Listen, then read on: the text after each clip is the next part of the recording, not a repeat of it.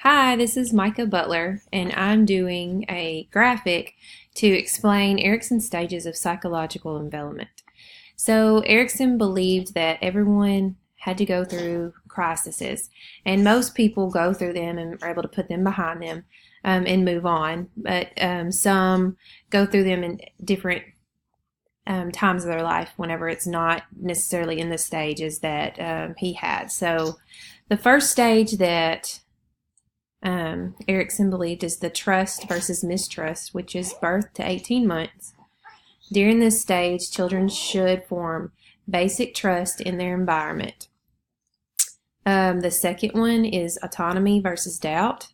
It's 18 months to 3 years. Children have inner conflict of wanting to experience new things and also remain in the comfort of what is already known to them. So they don't, they want to get away, but yet they want to stay as well. The next one is initiative versus guilt, 3 to 6 years. As the children mature, they become very curious of their surroundings. They're developing mobility and communication skills, allows them to investigate their world as well as their peers.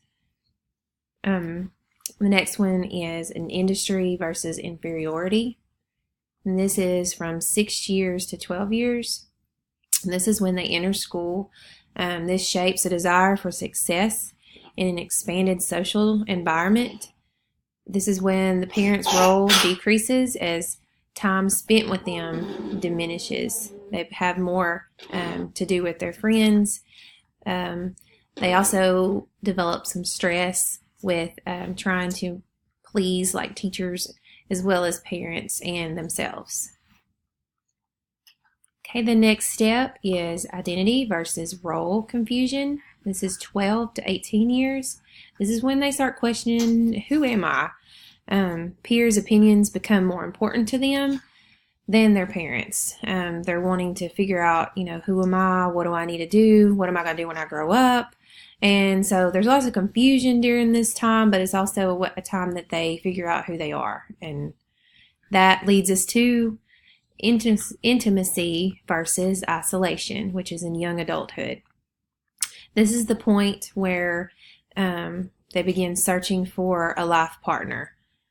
It needs to be a healthy partner and a healthy relationship, and that helps them develop and move on to the next step, which would be generativity versus self-absorption, which is middle adulthood. The interest in establishing and guiding the next generation, this typically happens when people have their own children and raising them. This normally happens, but it can also happen during teaching. And the last step is integrity versus despair, which is late adulthood.